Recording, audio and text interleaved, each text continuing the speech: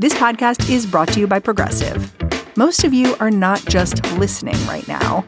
You're driving, you're cleaning, even exercising. But what if you could be saving money by switching to Progressive? Drivers who save by switching save nearly $750 on average, and auto customers qualify for an average of 7 discounts. Multitask right now. Quote today at Progressive.com. Progressive Casualty Insurance Company and Affiliates. National average 12-month savings of $744 by new customers surveyed who saved with Progressive between June 2022 and May 2023. Potential savings will vary. Discounts not available in all states and situations.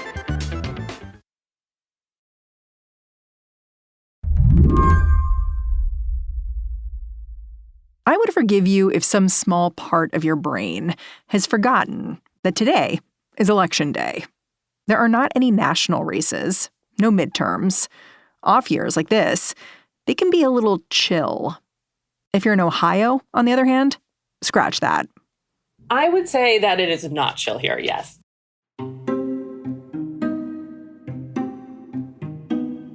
Carter Sherman is currently on a bit of a road trip through Ohio, Akron and Cleveland, then Columbus. She's a reporter for The Guardian.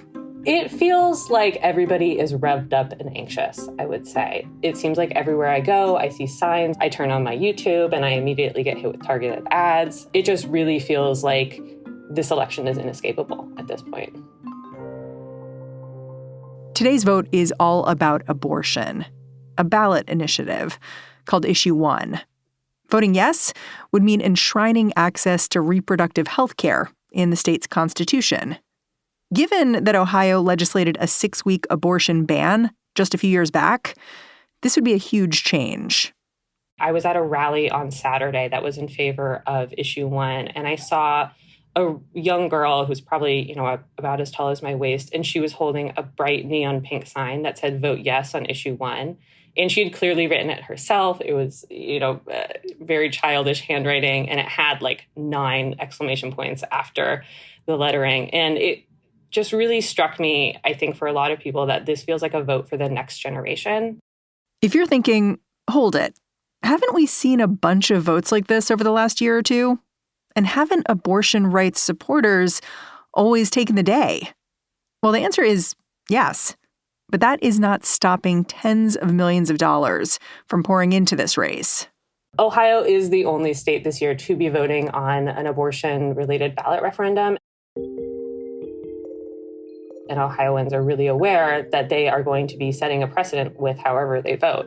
If Ohioans vote in favor of abortion rights, they will become the first reliably red state to be voting to proactively enshrine abortion rights into the state constitution. Right, because Michigan did it, but that's a pretty purple state. Yeah, because they have, a Democratic governor and so on. And if Ohioans don't vote in favor of abortion rights, that will break the streak for abortion rights supporters, having won all of these ballot referendums in the past year or so. No pressure, guys. Not at all. Today on the show, why Election Day in Ohio is so high stakes. I'm Mary Harris. You're listening to What Next? Stick around.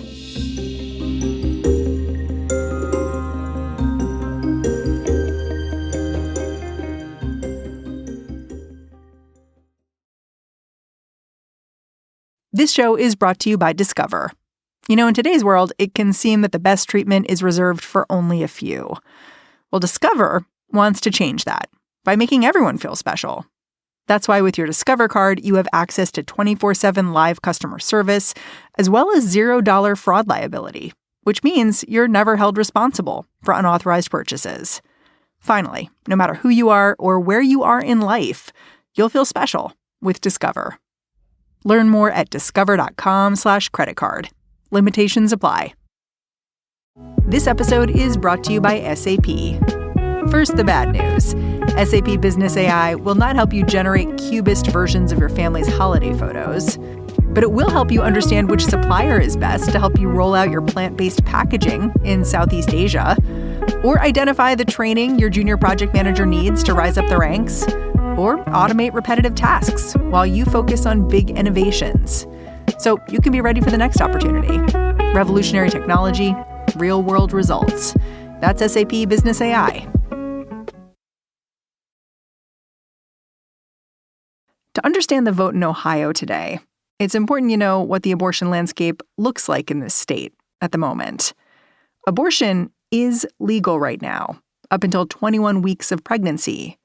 But that's only because a judge has stayed the abortion ban that's on the books. People in Ohio were some of the first to push for a so-called heartbeat ban, a ban that goes into effect at just 6 weeks.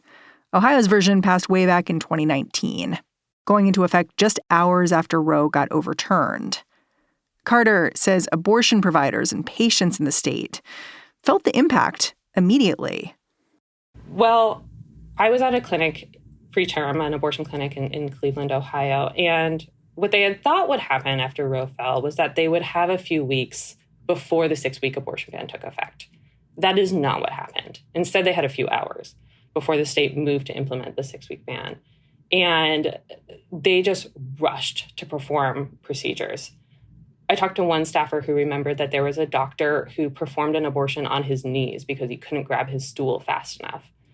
Then, once the ban took effect, staffers at that clinic stayed late into the night and called people and told them, you know, you can't have an abortion here anymore because of the 6-week ban.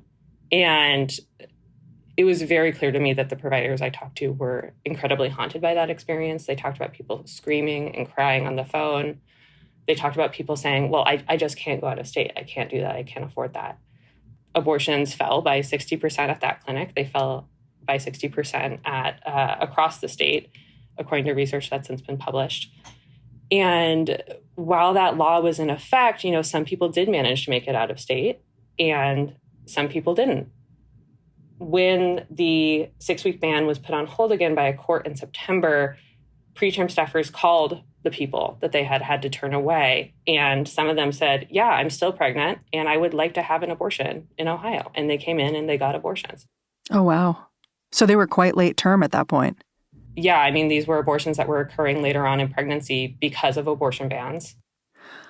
How quickly did abortion rights advocates in Ohio start thinking, we want to change the state constitution?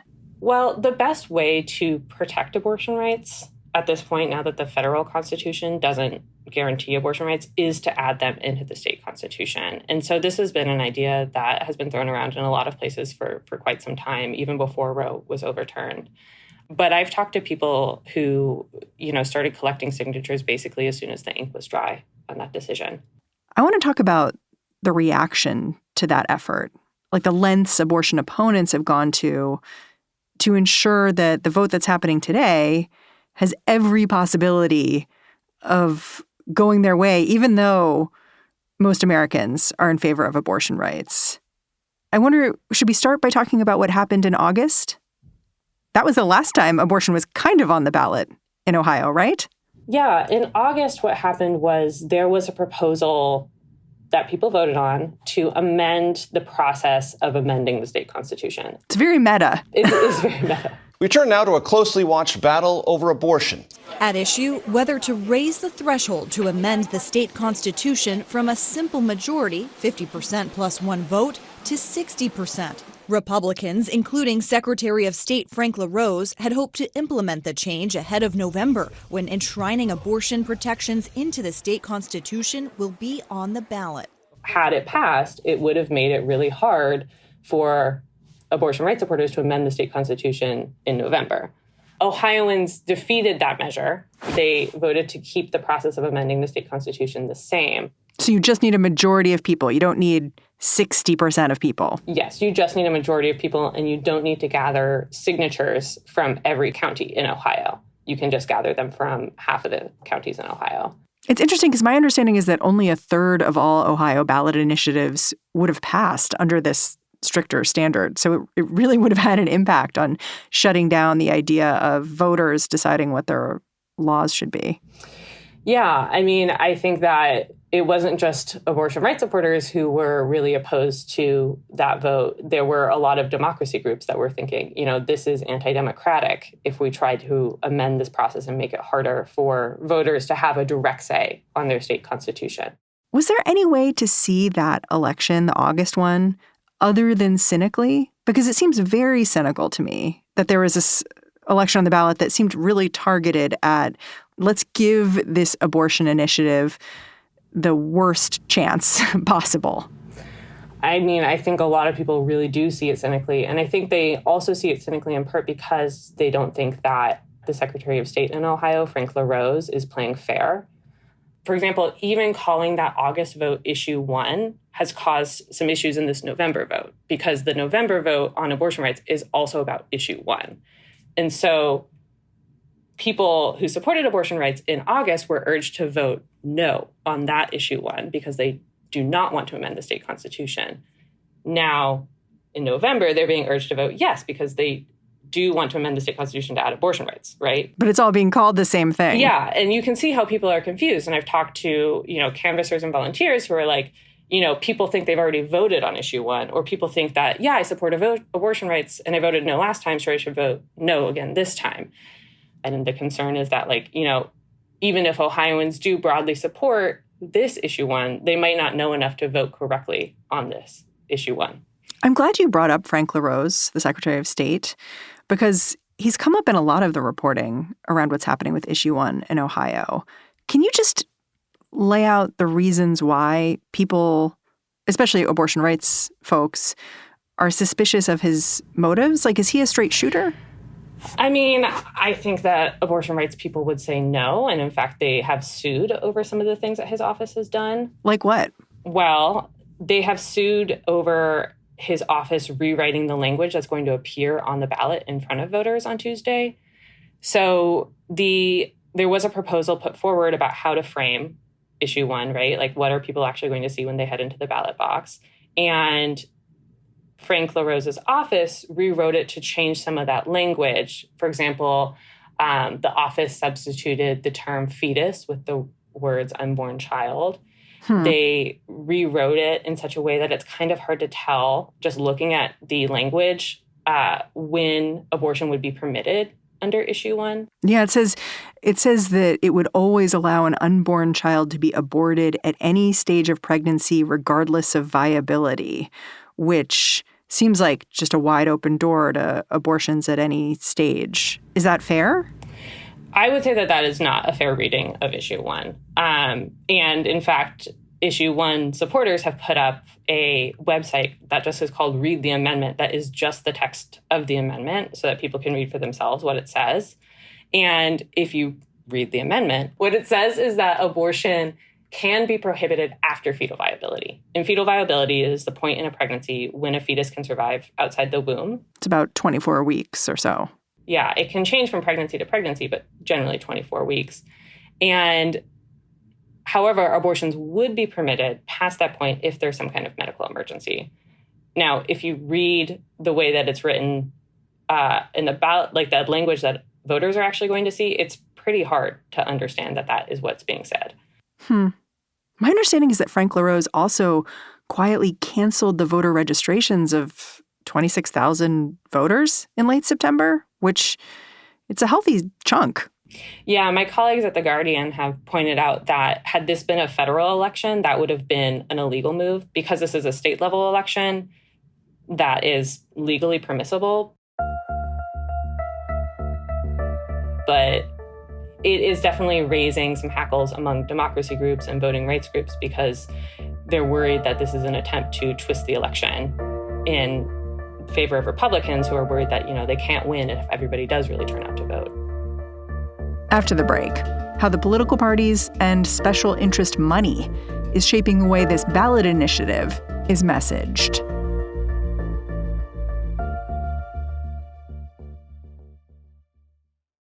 This podcast is brought to you by Progressive Insurance. Whether you're driving, cooking, or doing laundry, Progressive knows the podcasts you listen to go best when they're bundled with another activity, much like how their Progressive home and auto policies go best when they're bundled. Having these two policies together makes taking care of your insurance easier and could help you save too. Customers who save by switching their home and car insurance to Progressive save nearly $800 on average. That's a whole lot of savings and protection for your favorite podcast listening activities, like going on a road trip, cooking dinner, and even hitting the gym. Yep, your home and your car are even easier to protect when you bundle your insurance together. Find your perfect combo. Get a home and car insurance quote at Progressive.com today. Progressive Casualty Insurance Company and Affiliates. National average 12-month savings of $793 by new customers surveyed who saved with Progressive between June 2021 and May 2022. Potential savings will vary. Hi, I'm Janae Desmond-Harris, Slate's Dear Prudence. I'm dropping in to tell you about a special discount offer on Slate Plus. For a limited time, you can start a subscription for just $5. That's right. For just $5, you'll get 3 months of ad-free listening on every Slate podcast, member-exclusive episodes and segments on shows you love, like this one, and unlimited reading on the Slate site. Best of all, you'll be supporting Slate's independent journalism. But hurry, this offer ends soon. Get 3 months for just $5 by signing up today at slate.com/podcasts plus. That's slate.com/podcasts plus.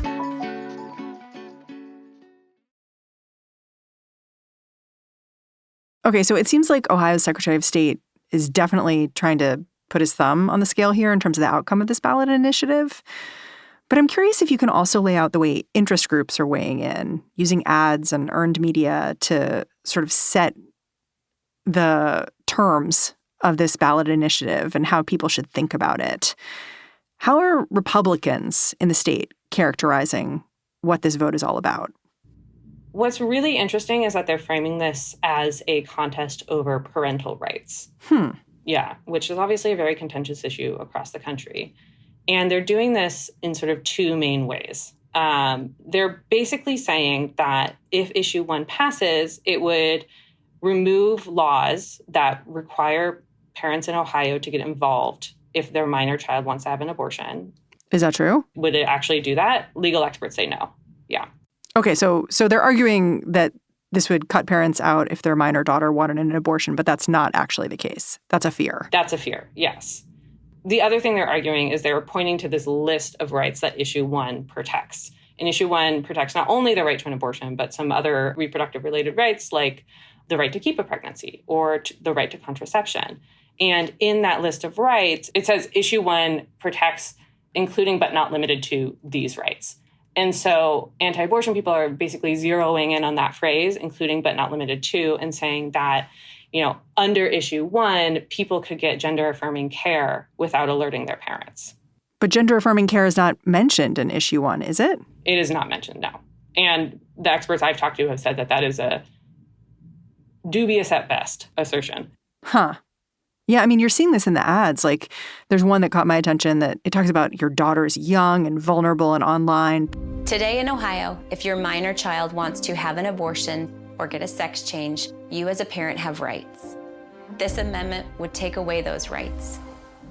And I'm just thinking, whoa, what a world that's being imagined here about my child and what she's seeing and what she wants. It seemed pretty extreme.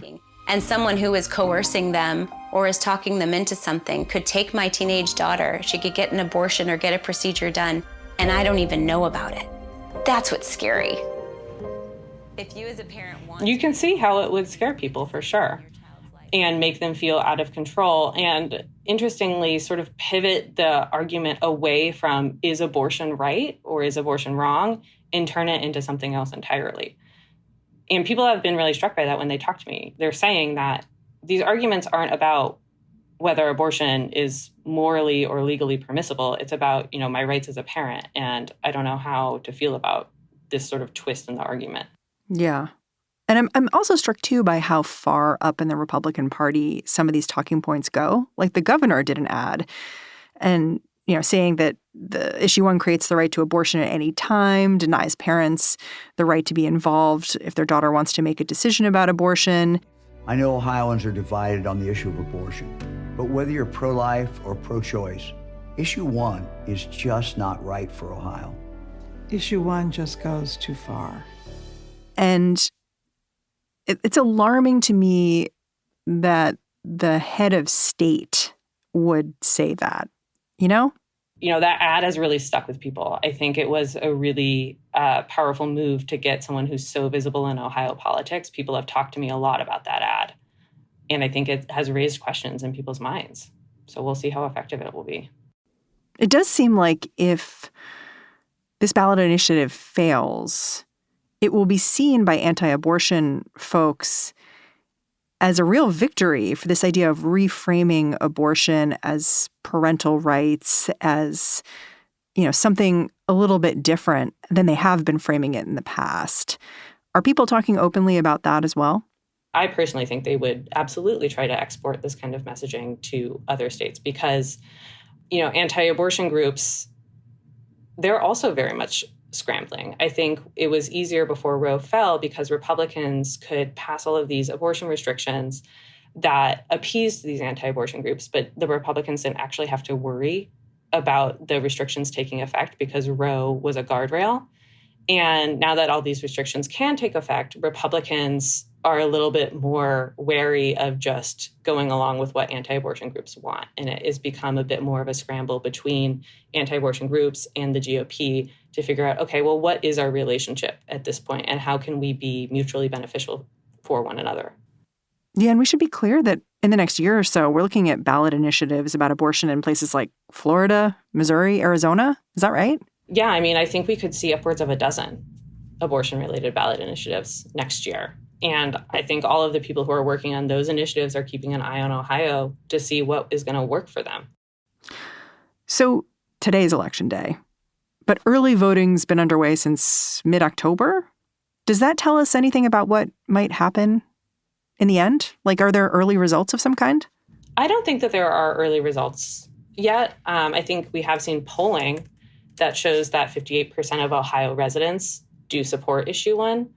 But, when I ask people about that polling here, they've said, well, polling showed that Donald Trump wouldn't become president, and look how that turned out. So I don't think people are really trusting that the polls are telling the whole story. When I talk to people about abortion, for many people, this has been a right that they've had their entire life that they have now lost.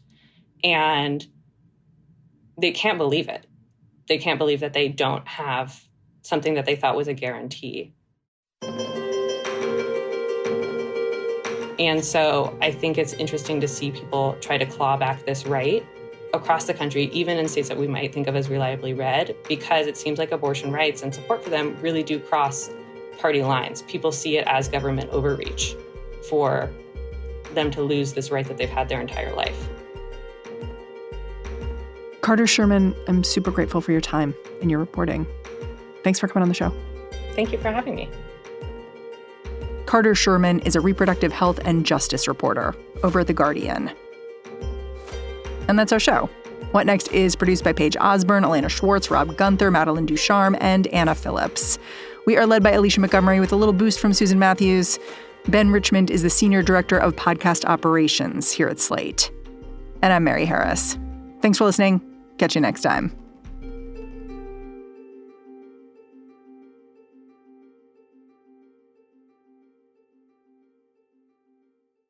This show is brought to you by Discover.